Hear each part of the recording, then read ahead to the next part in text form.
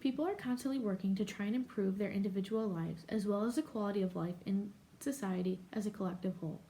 Oftentimes, people became entirely consumed by their work, losing time and sleep over it as they fall into the sometimes inevitable rat race of corporate America. This begs the age old question: can money really buy happiness?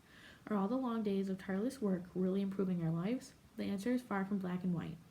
Rather, we have to understand that money is a necessity in our society that does afford us certain comfort and allows us the freedom to structure our lives however we see fit. But it generally does not create long term, genuine happiness in and of itself. In his book Sapiens, Yuval Harari looks more closely at this concept of the rat race. He discusses how the earliest humans that hunted and gathered had a lot more leisure time to spend with their families and doing activities they like more than modern humans do. The men would go out and hunt for a couple days and then bring home enough food that it would last a week or more. The women stayed home and watched over the children. Because of their nomadic nature, they did not have to worry about improving their living conditions in any certain place. If they didn't like it or the food ran out, they could simply go somewhere else. Most of their time was spent enjoying their life, and they were most probably quite happy. Today's humans have a giant population of peers to compete with, so working to sustain and even increase the food supply is a constant concern. Also, due to how developed society has become, we have to worry about our education, our positions, and our jobs, the condition of our homes, and a million other things. While we have had much more money than the hunters and gatherers did, we no longer have the luxury to really choose how we spend our time. We are built into the structure of society and have to abide by its standards in order to achieve success or even put food on our table.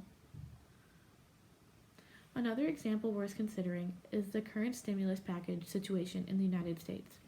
According to Forbes Congress, it is still very much undecided about the state of the bill. Over the last several months, the unemployment checks that many Americans have received were more than their salaries. While this was nice in terms of helping people make ends meet while they were unemployed, many people felt extremely restless during that time because of their lack of purpose and productivity. Despite receiving more money, receiving money from the government also often makes people uncomfortable because they feel they are dependent on it or they can be manipulated by it, since they didn't have to earn it themselves. This leads to another aspect of this debate, which is the crucial relationship between success and happiness. People can often feel much greater happiness from their money if success is associated with it. For example, a person is more likely to feel happy and genuinely fulfilled from money he earned in a business he built himself from the ground up, even if it's hard work and only affords him a humble life, than a person who receives the same amount of money through handouts or other means that don't involve personal success. Money also drives us to constantly want more. Due to the materialistic nature of America, it's easy to fantasize about everything you could have if you just had more money. This is built into the economic design of our nation because this feeling drives us to work more hours or pick up a second job to keep making more money and buying more things. Thereby, big companies gain more workers as well as more consumers for their products, increasing both supply and demand. This is known in economics as the treadmill of production. We also have the nicest cars or the biggest house. However, as most of us know, this doesn't make us happier. It simply consumes more and more of our time, leaving us less time to enjoy the fruits and labor, and often infringes on our relationship and hobbies, making us feel less happy than before. Comparison is the death of happiness, as it consumes our minds and nothing ever feels like enough.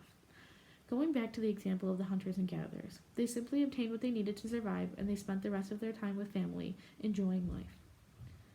None of this is to say that money isn't a great luxury that can allow us to go on amazing trips, enjoy fun hobbies, eat great food, and countless other joyful things. It's just important to remember that money is also a controlling necessity for us because of the society we live in. Many people argue that money buys the things that make them happy, but those are also extremely fleeting feelings. The excitement associated with buying a new car or fancy clothes wears off quickly. What satisfies us is more than long-term things, our relationships with friends and families, and success that aren't counted by dollar bills, but the efforts we invest in and accomplishments we achieve.